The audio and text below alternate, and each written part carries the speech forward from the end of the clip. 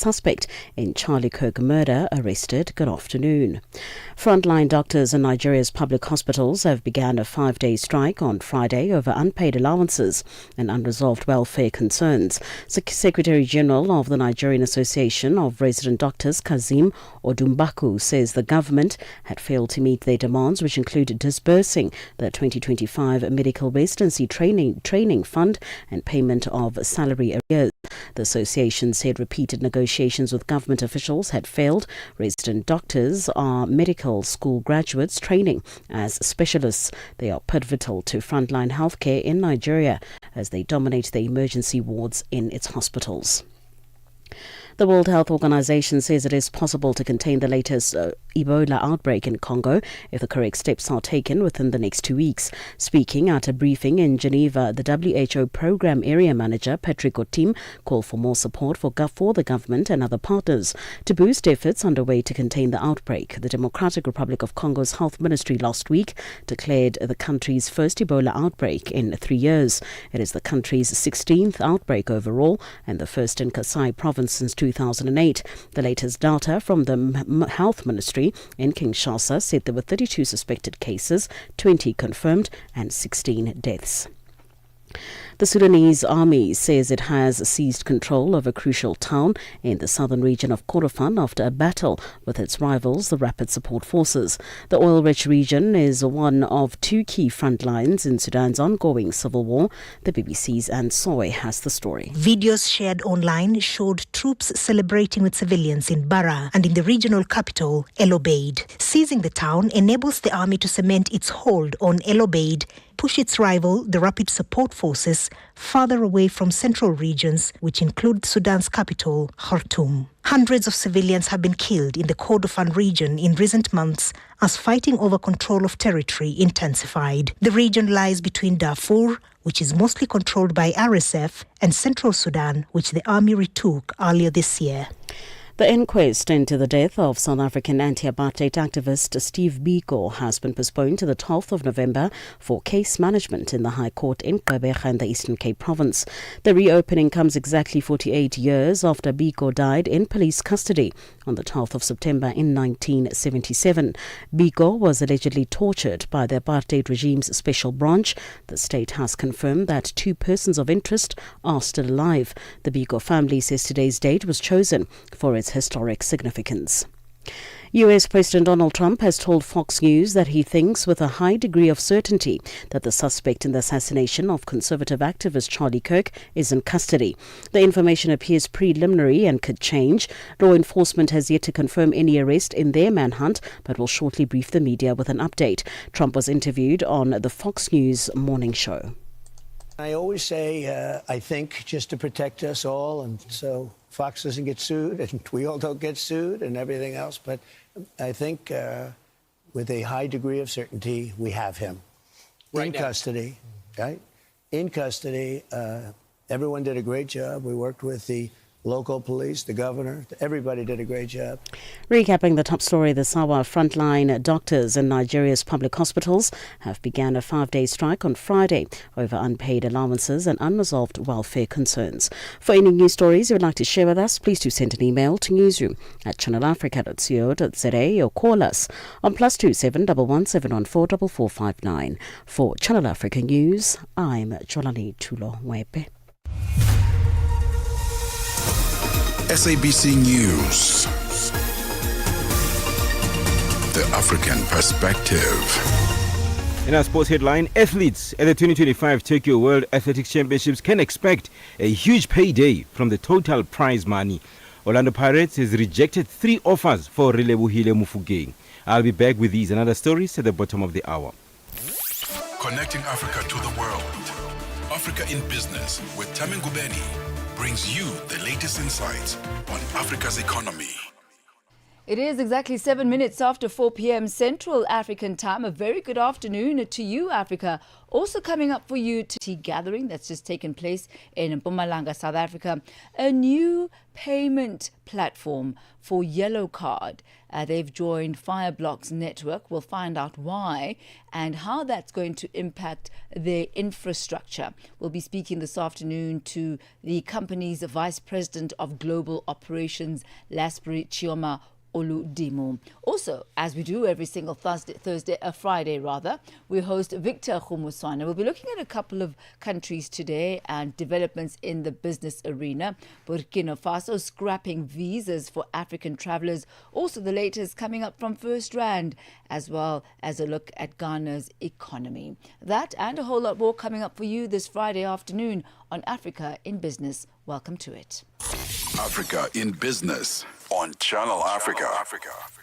Here's a reminder that you can engage with us on the various social media platforms on X, Instagram and YouTube. You'll find us at Channel Africa 1, and on Facebook we are at Channel Africa.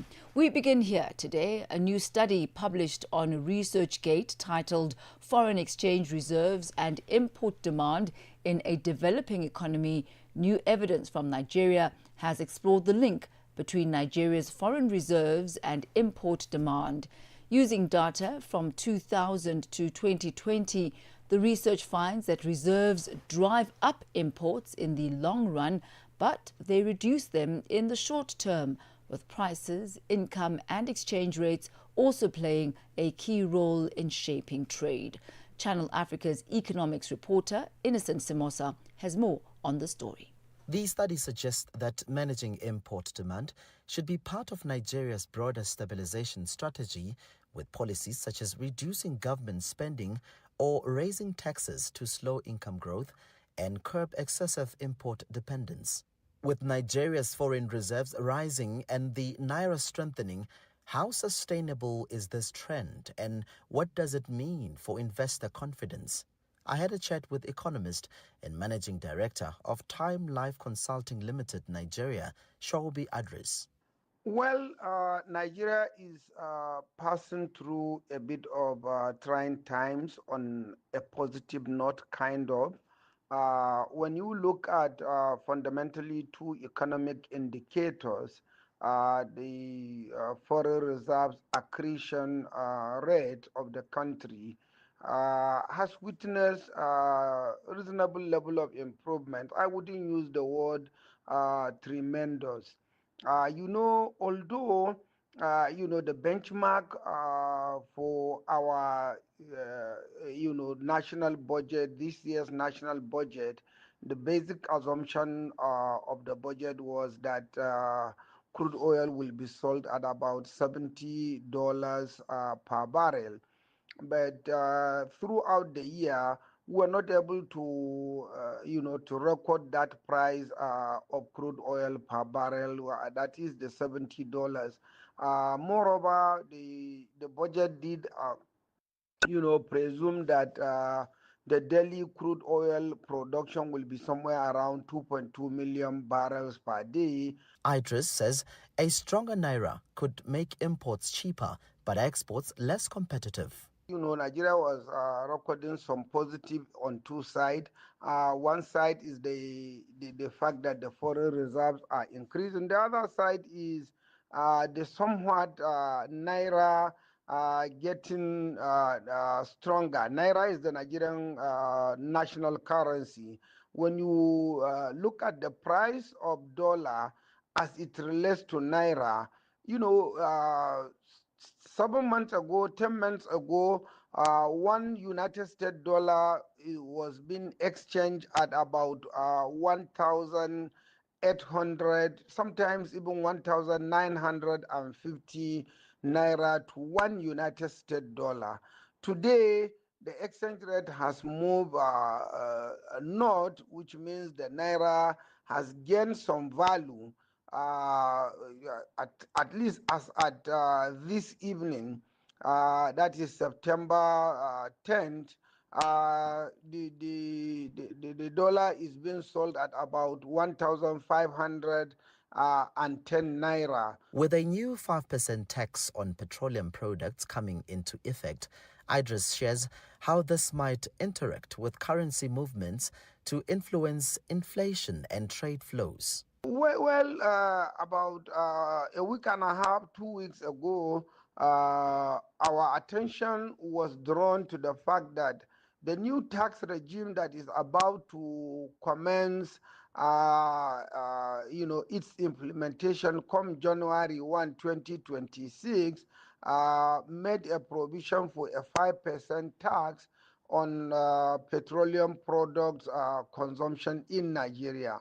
This is yet another tax that, we're just waking up to find that we have to make do with this payment. On one side, one will say it is a step in the right direction, largely because the tax to GDP ratio in Nigeria is one of the lowest, even in Africa. Talk less of, in the global world. So there is need for Nigeria to collect a little more tax, particularly when the demand for government to do this infrastructure or that infrastructure is continuously increasing. For Channel Africa News, I'm Innocent Simos in Johannesburg. It is exactly 13 minutes after 4 p.m. Central African time as we take you now to Malawi. The country is set to hold elections on the 16th of September amid a deepening economic crisis. The country has been experiencing a severe foreign exchange shortage, and this has primarily been caused by a decline in exports, a loss of investor confidence, and an unsustainable debt burden, which has led to high inflation as well as a scarcity of essential goods. And these essential goods include fuel and medicine. Chief Economist and Director of Economic Research and Strategy at Dawn Consultancy Group, Chifipa Mhango, says the upcoming elections will be a choice between economic progress on one end and stagnation on the other. He joins us on the line. A very good afternoon to you, Chifipa. Good afternoon to you, Tammy, and good afternoon to your listeners. So that time has come once again where Malawans have to choose their next leader. What type of a leader does the country need in order to drag itself out of the economic crisis that it is currently experiencing? And looking at the various candidates, who would you say are the likely choices? Well, I think in terms of the elections in Malawi, it is more based on the point of view of different factors. But I think key to these elections is more around the delivery in terms of the policy dynamics. So the economic situation in the country, I think, is playing a much more significant role in terms of how people will be making choices. So in terms of the front runners with regard to the dynamics on the political landscape in Malawi, it's pointing towards a close, or I can say a tight race between the current president, Lazarus Chakwera, and the former president, Peter Mutharika. So likelihood of these two emerging as winners in the elections is actually becoming out much more stronger. But based on the factors around how these two have managed the economy, both the current regime but also the previous regime of Peter Mutharika. So people are looking at that in terms of making differences in regard to who can implement the policies better. And where does Joyce Banda stand of the PP? Well, I think the dynamics of politics in Malawi is such that a tribal and regional basis play a significant role. And from the point of view of Joyce Banda, you remember that she actually even lost the previous election while she was president. It's more driven by element that in the politics of Malawi, you have to have a political base. So she doesn't seem to have a strong area where she can define that this is our political base, which can give her the numbers to emerge in the point of view of the elections in Malawi. So we have noticed over the past weeks prices increasing to a point where the less advantaged population is struggling to stay afloat. What economic challenges lie ahead for the incoming leader? I think the major thing is about dealing with the economic situation in Malawi. the levels of the growth patterns in terms of the economy seem to be much more on the weaker side. On average, the past 5 years, we've seen a growth rate in Malawi on average of almost 2%, not more than any figure, around 2%. So it's been an average of 2%. And that is creating challenges in terms of creating of employment for the youth as well as for the women to participate in the economy. And then you're looking at the inflation, which has been on the higher side. The current rate is around 27.3%. Food inflation is around 32%. And all those are creating a burden in terms of how people can actually live comfortably in Malawi. But you also look at food security, which has been a major challenge with regard to how the environment has been managed, especially Malawi being reliant in terms of agriculture. And I think the inefficiencies with regard to the fertilizer subsidy distribution has been quite challenging for even the current regime. But I think also the areas of reckless spending in the country. So people have also been observing that, while the people are suffering, if you look at those in government or those holding political offices, they seem to be living a lavish life, which doesn't relate into the poverty levels in Malawi. So the people are watching those dynamics. Then you've also got fuel shortages in Malawi, which is creating a scarcity in terms of fuel as well as medication, purchasing from the government side. And then I think also the issue of corruption has been looked at as a point of sadness, in the point that there has been an element of selective justice where the real culprits with regard to corruption, they are still hanging loose while they are only looking at it. The little boys on the ground who are more or less become like the ones you send to go and do things.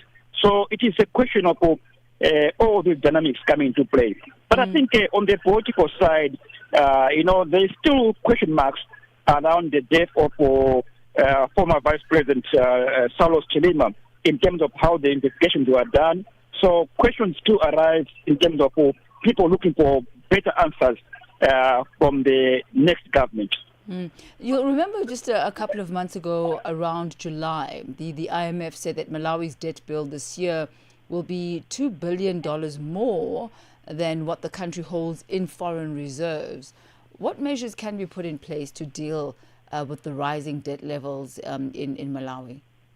Well, debt is a question of how you accumulate debt. So you have to look at how best you're managing your fiscal expenditure in terms of ensuring that you are managing the economy with regard to expenditure that rests in terms of your revenue base. So when you've got a revenue base which is weaker, you need then to manage to say where is your spending package. So you have to prioritize areas of expenditure. So the current regime, as we have spoken so many times on this forum here, is that they seem not to have taken any element of advice with regard to reckless spending. And that obviously in a country where the revenue base is very weak, you tend then to look at other ways of raising the funds with regard to expenditure. And that has led to massive excessive borrowing in the Malawi context. So it's easy to manage if you focus on your fiscal discipline. But also in terms of growing export base, diversifying your export base, and whereas also creating more value addition in your export base. Mining provides much more opportunity for Malawi, but recently, and I think even the past years, we have seen challenges in terms of how the mining deals have been done in Malawi, where, for instance, government is only getting a share of only not more than 15%, and all the revenues actually going out of the country are not getting a benefit in terms of the Malawi economy from the point of view of the earnings that comes from minerals. So I think all those dynamics have to look at in terms of managing the economy of Malawi with an element of fiscal discipline, but also element of diversification of export baskets to ensure that revenue remains in the country. And as you're saying, Chifipa, at the end of the day, it's really about, will the candidates or whoever becomes the incoming, leader or president of Malawi puts in place the policies that will bring about this turnaround so there can be a difference in the lives of the average man in the street and also of businesses that are operating in Malawi. We thank you so much for your time this afternoon. Have a great one. Thank you very much, Tammy. Thank you. That's the Chief Economist and Director of Economic Research and Strategy at the Dawn Consultancy Group, Chifipa Mhango, taking us to exactly 22 minutes after 4 p.m. Are you fluent in French, Chinyanja, Portuguese, and Kiswahili? Are you passionate about radio? And are you looking to work in South Africa? Do you have papers that qualify you to work in South Africa? In that case, we might have an opportunity for you to work for Channel Africa. Send us your CV and demo at newsroom@channelafrica.co.za. Remember, if you don't hear from us within 14 days, it means you have not made it or you have not been selected. Channel Africa, the African perspective. Je, una jambo lolote akilini mwako? Je, una shauku kuhusu masuala muhimu? Na je, una maoni ambayo unataka yasikike? Kweli, hili jukwaa ni la kwako. Piga simu au tuandikie kwenda WhatsApp namba alama ya kujumulisha 2760552594 na tutakupigia simu. Mtangazaji wa habari zetu za Afrika Kusini mjini Johannesburg. Hivyo unaweza kuwa mshirika kwenye matangazo yetu. Sio mazungumzo tu, ni fursa yako ya kuchangia maoni yako na kushirikiana na jumuiya ya wasikilizaji wanaotamani mtazamo wako. Tufuate kwenye mitandao ya kijamii.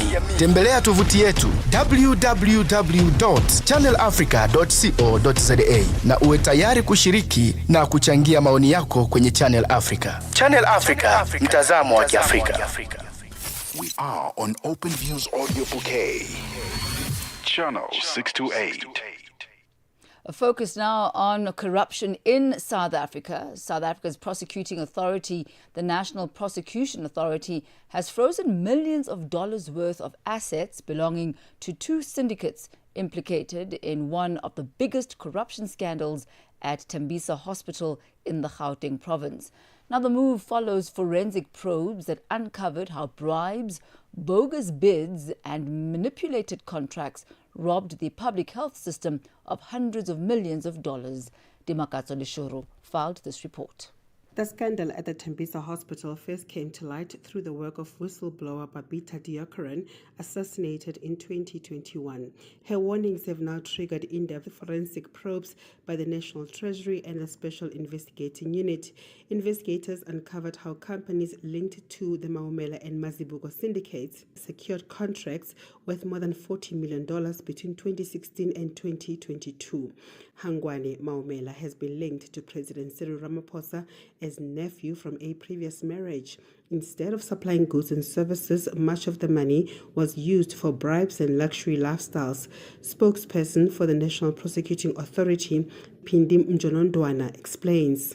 The AFU applications were premised on forensic investigations concerning allegations of procurement fraud and corruption raised by the late whistleblower Babita Deokaran, who was a chief director at the Gauteng Department of Health.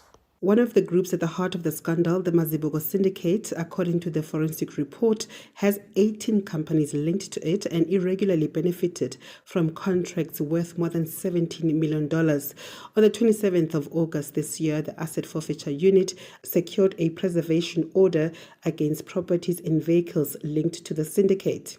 The order relates to properties valued at approximately 47 million, as well as luxury vehicles valued at approximately 12 million rands. The Deputy National Director heading the AFU, Advocate Omar Rabachi Rasitaba, commends the contribution by National Treasury and the investigations conducted by the Special Investigating Unit that demonstrate the impact of collaborative efforts in the fight against corruption. Investigators said the corruption was deeply embedded in Tembisa Hospital's procurement system with manipulated bidding processes.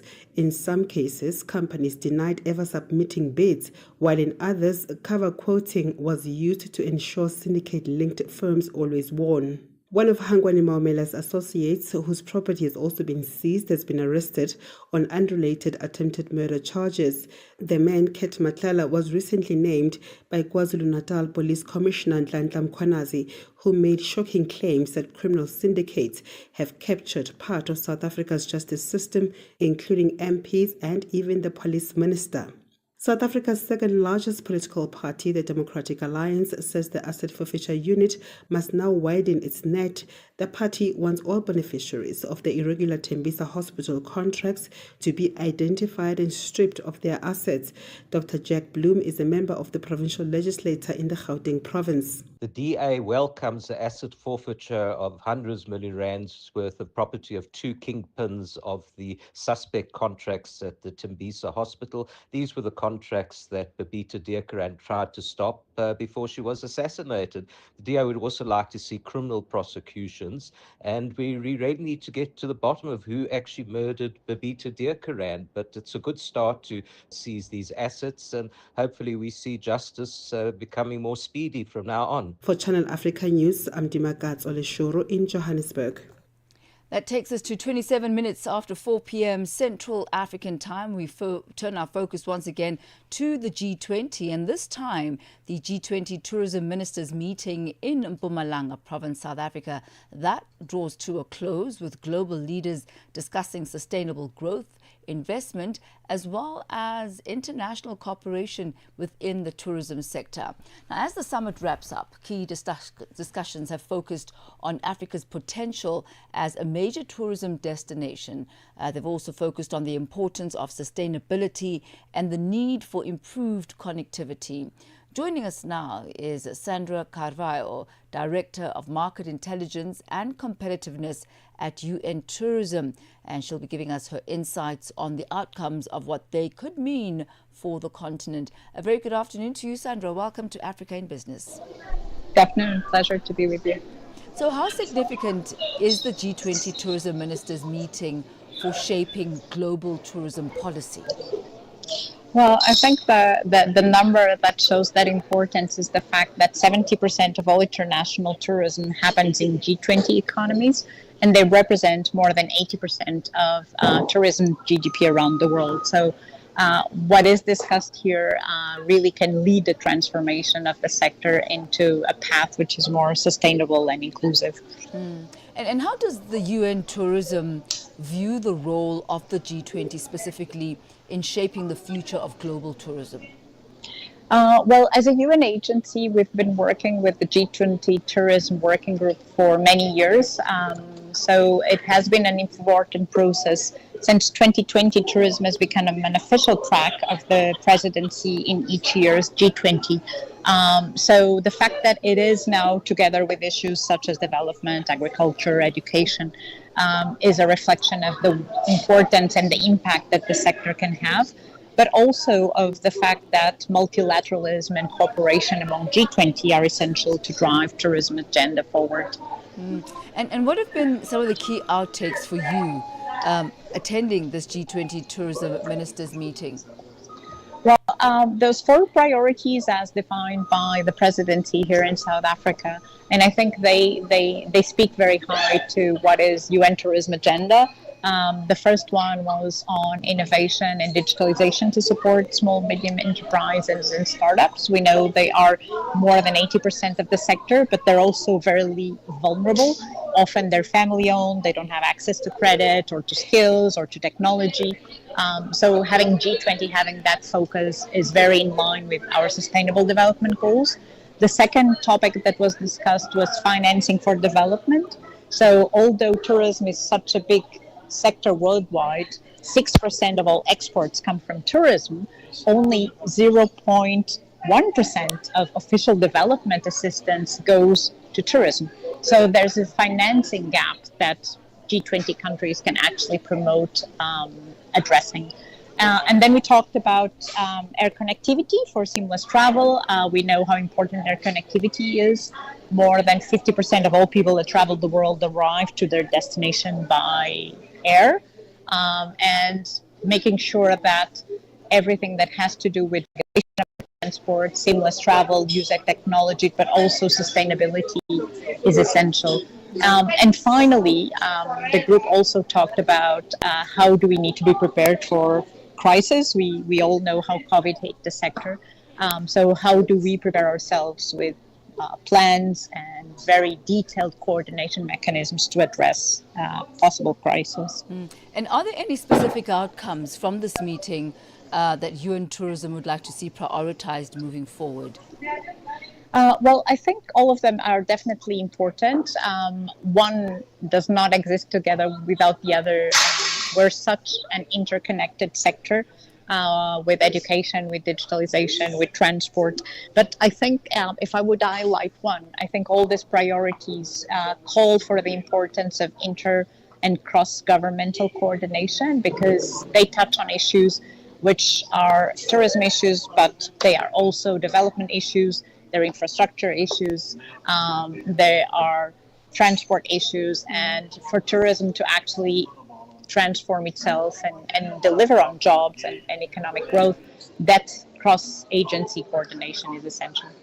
Certainly, as you say, everything is interconnected. One can't really have one without the other. We thank you so much for the summary this afternoon, Sandra. Have yourself a great afternoon further. My pleasure. Good afternoon. Thank you. That's Sandra Carvalho. She's Director of Market Intelligence and Competitiveness at Tourism. She takes us to exactly 4:32 Central African time as we head over now to the markets desk, where Nosipho Zuma is standing by with your latest market indicators. Business news on Channel Africa. The African perspective. Thank you, Tommy. Good afternoon. In your business indicators, the SAWA, $1 is trading at 17 Rand 44 in South Africa, and Botswana is trading at 13 Pula 295 in Namibia. It is trading at 17 Namibian dollars 448. The Zambian kwacha is trading at 23 kwacha 944 to the US dollar. In Kenya, the dollar is trading at 128 shilling 385. In Ethiopia, it is at 153 bir 43. In Uganda, it is trading at 3,000 shilling 491. In Tanzania, it is trading at 2,000 shillings 463. One US dollar in Nigeria is trading at 1,000 naira 501. In Egypt, the dollar is trading at 48 Egyptian pound 15. In Tunisia, it is trading at 2 dinar 901. In Algeria, it is trading at 128 dinar 961. The Moroccan dirham is trading at 8.92 to the US dollar. In Angola, the dollar is trading at 911 kwanza 19, while the Congolese franc is trading at 2,854 to the US dollar. Looking at commodities, gold is trading at $3,639 and platinum at $1,389 per ounce. The price of Brent crude oil is at $67.72 a barrel. Now, for any business news stories you would like to share with us, please send an email to newsroom@channelafrica.co.za or call us on +27 11 714 4459. For Channel Africa Business, I'm Nosipho Zuma. Business news on Channel Africa. The African perspective. And the latest from the business of sport, from the sporting desk, here is Figile Lengwate. Sports on Channel Africa. The African perspective. Good time. In our sports business, we begin with athletics. Athletes at the 2025 Tokyo World Athletics Championships can expect a payday from the total prize money of $8.5 million, with gold medalists earning $70,000, silver medalists $35,000, and a bronze medalist $22,000. A $100,000 bonus is also available for setting a world record. All prize money payments are contingent on athletes clearing anti-doping procedures and being ratified by World Athletics. The prize money breakdown is as follows. Gold medal will be $70,000, silver $35,000, and the bronze medal will be $22,000. The world record bonus is $100,000. Now on to football news. Its South African Premiership side, Orlando Pirates rising star Relebohile Mofokeng, is in hot demand, and the club have just turned down a third big money offer. The 20-year-old sensation has attracted attention from across the globe.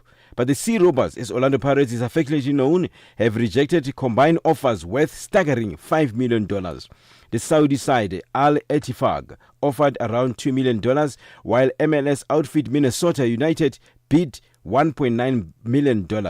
Russian club Akron Toliati is the latest rejected outfit after they tabled a $1.4 million bid. All three were swiftly turned down. And in boxing news, Saul Canelo Alvarez stands in the way of Terence Crawford's bid for boxing history on Saturday when they clash in Las Vegas for Alvarez's undisputed super middleweight world title. Alvarez and Crawford each boast an undeniable legacy with 104 wins and only 2 losses between them. But one legacy is set to receive a major boost. Both fighters are receiving a significant payday for the bout, but one in particular is walking away with a massive amount of money whether he prevails or not. Alvarez is set to make between 100 and 150 million US dollars for his fight against Crawford alone.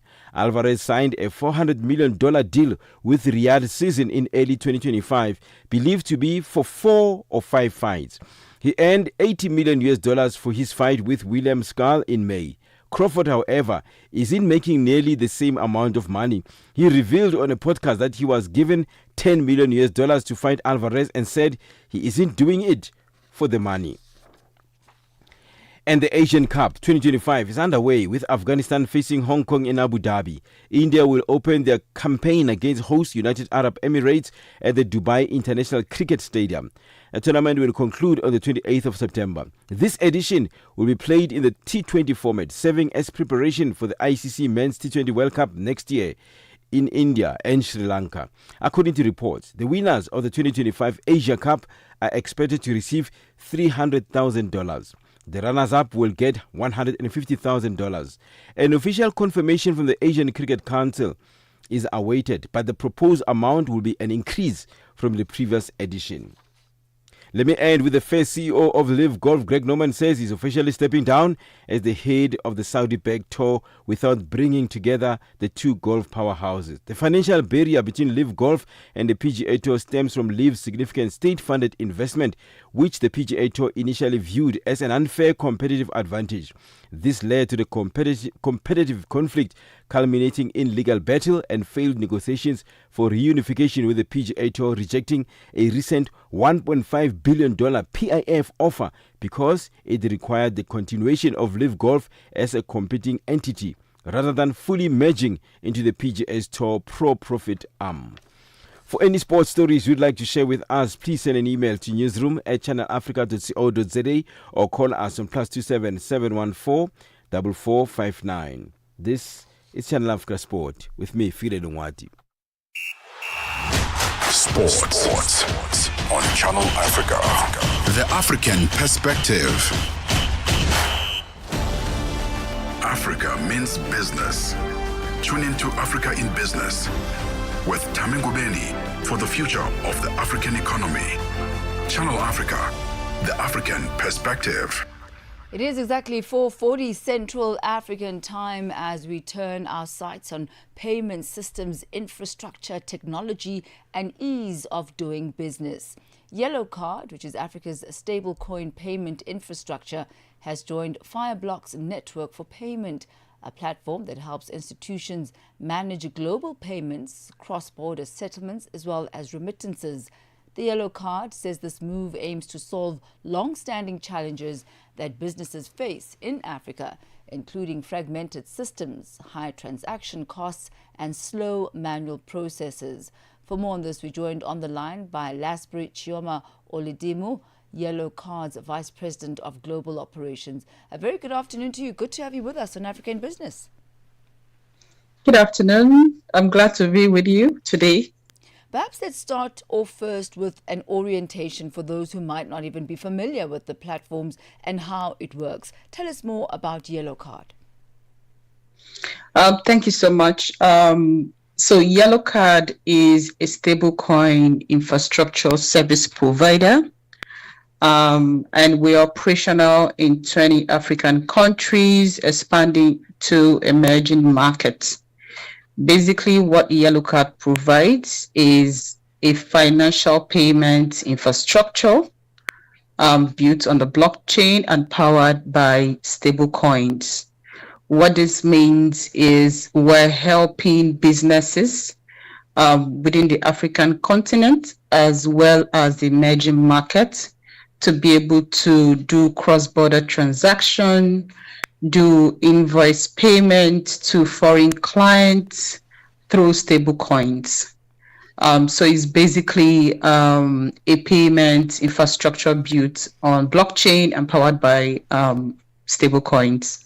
So what then is the impact of your relationship as Yellow Card with stablecoin now that there's interaction or integration rather with Fireblocks network? Thank you so much.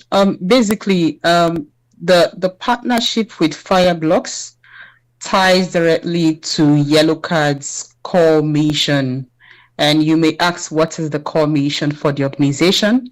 Is basically to build financial infrastructure that works for the emerging markets and the African continent, enabling businesses to make cross-border payments in Africa in a simpler and cost-effective way, as well as in a faster manner, right?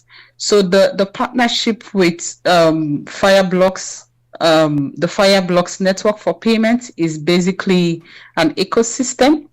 It actually connects a broad ecosystem of banks, payment providers, stablecoins issuers, exchanges, just creating a single and unified infrastructure for digital asset transactions. Yeah.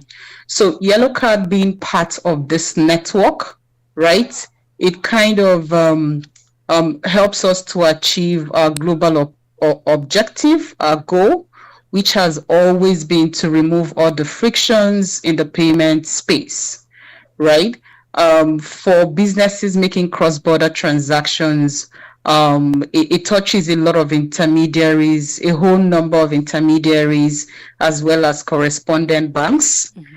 And for each of these correspondent bank or intermediary that touches the same transaction, there is some timeline expected that causes a lot of delays. For these organizations, these intermediaries, or even the correspondent banks, for everyone that touches or facilitates this transaction, there is some sort of fee going to them, which makes the whole transaction more expensive.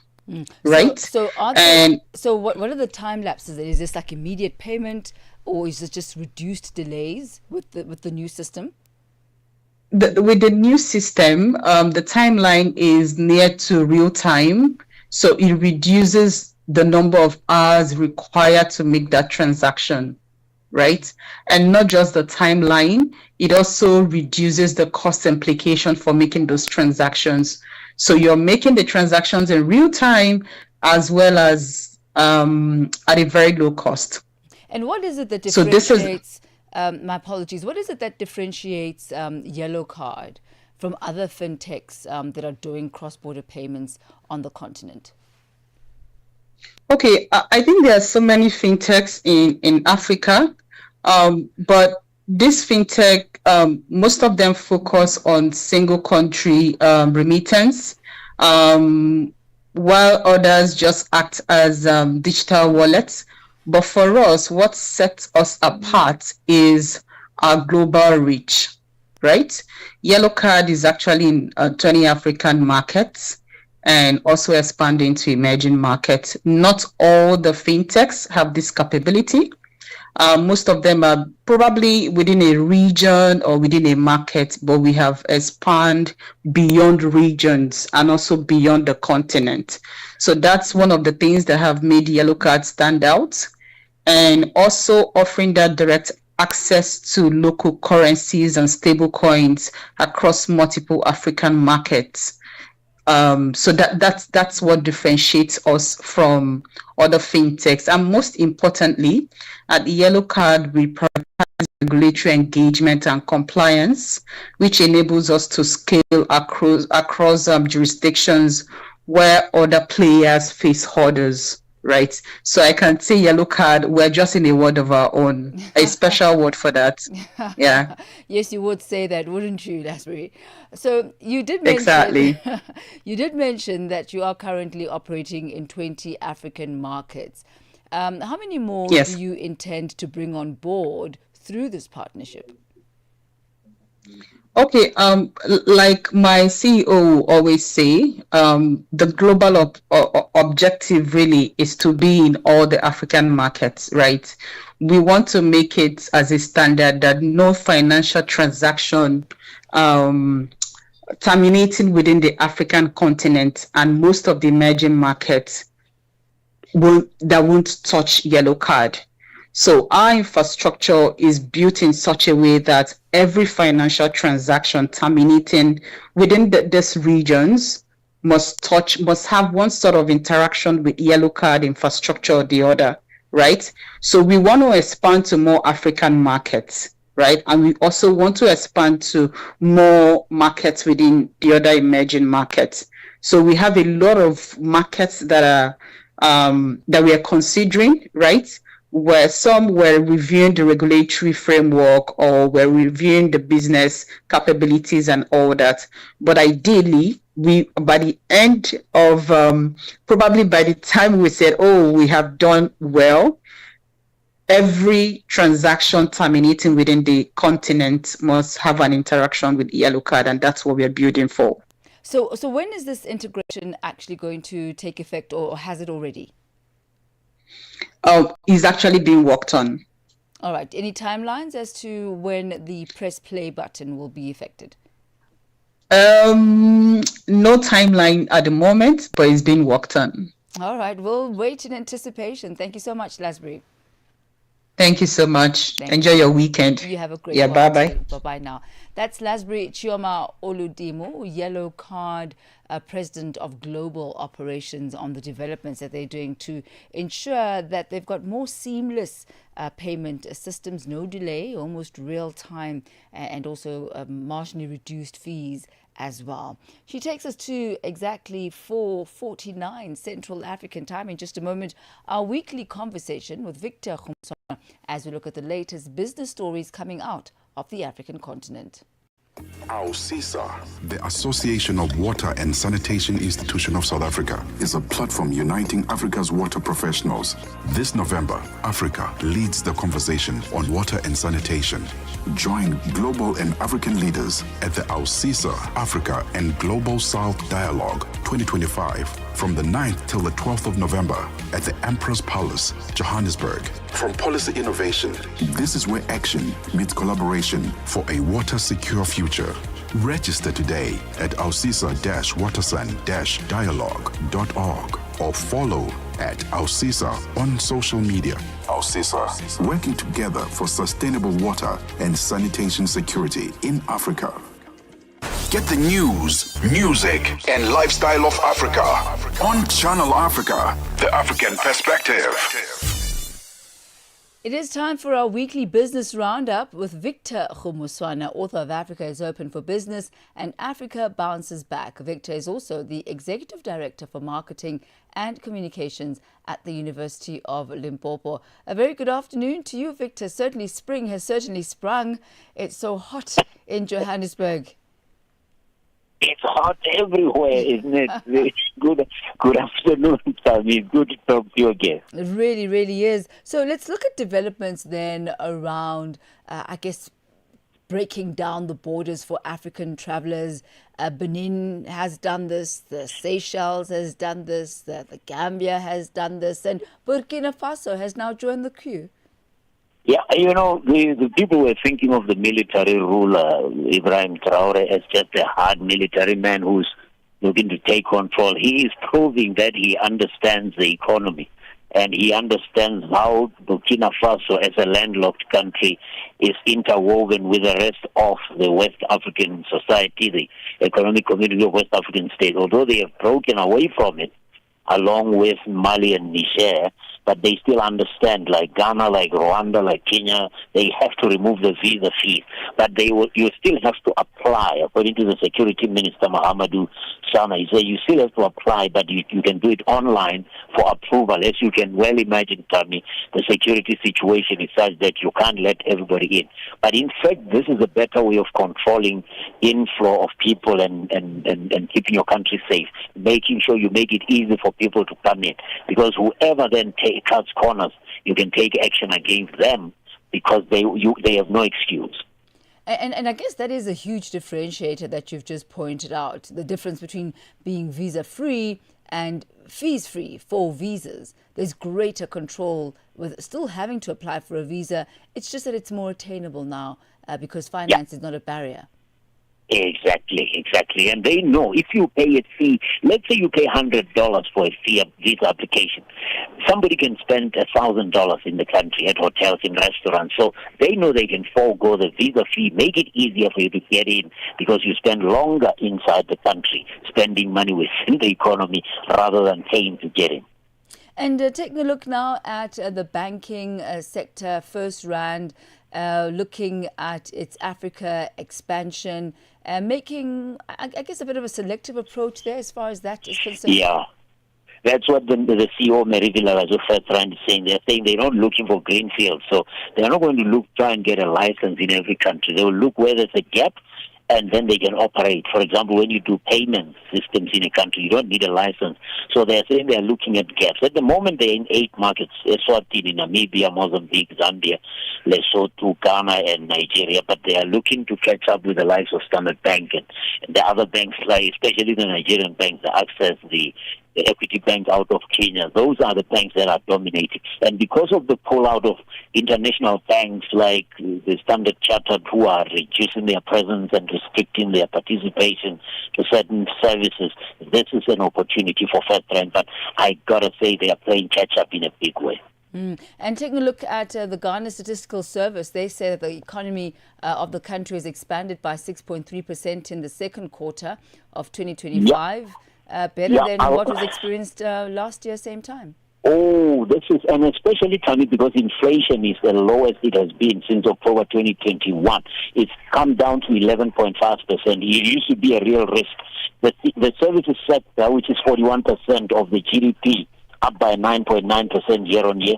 The agriculture sector, which is 25% of the economy, 5.2% up.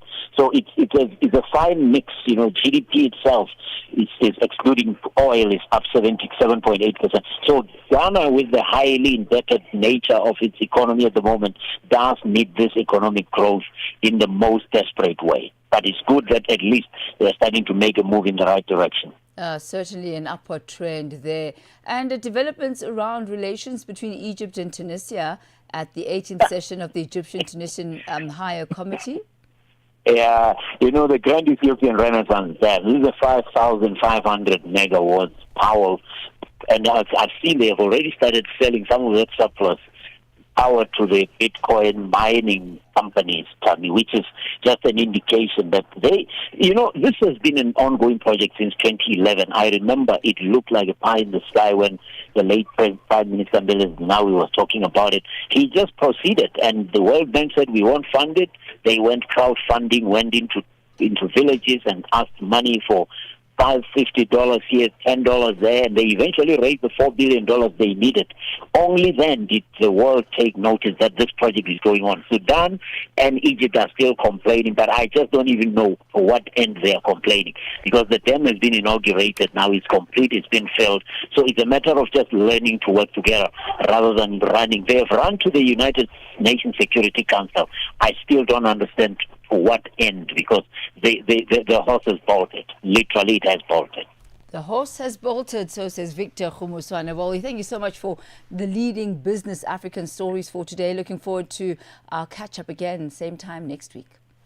Have a good weekend, Tony. Have a great one. Thank you, Victor. That's Victor Khumuswane, author of Africa is Open for Business, and Africa Bounces Back, giving us a roundup of all the leading stories on the African continent. Brings us to exactly 4:56 Central African time as we make way for Vues d'Afrique with Annie Kalonji. Bonjour Tammy, bonjour à tous les auditeurs de Channel Africa. Alors, tout à l'heure sur Vues d'Afrique, il s'agira de l'Afrique du Sud qui réouvre l'enquête sur le décès du militant noir anti-apartheid Steve Biko, près de 50 ans après sa mort dans une cellule de Pretoria. Nous parlerons également du rapport de référence sur la démocratie publié jeudi, qui alerte sur les libertés de la presse qui s'est considérablement dégradée depuis 5 ans dans 43 pays, touchant son point le plus bas en 50 ans. Et nous parlerons également du Burkina Faso, le gouvernement qui annonce l'instauration de la gratuité des visas pour les ressortissants africains. C'est tout à l'heure sur Vues d'Afrique. Merci beaucoup, Tani. Merci beaucoup. Well, that's how we come to the end of this Friday edition and this week's edition of Africa in Business. Thank you to our amazing team. From the production side, Mabu Bulok, our producer, technical producer, Bongi Moyo, social media talent, Butelezi. From the news desk, Joelle Muteba, economics desk, Nosipo Zuma, and from the sporting desk, Figile Lingwati. I'm Tami Ngubeni. This has been Africa in Business on Channel Africa. As we hand the reins over now to the French desk for Vues d'Afrique. Bon weekend. Darubini ya Afrika na I am Henry Shakif. Dar es Salaam siku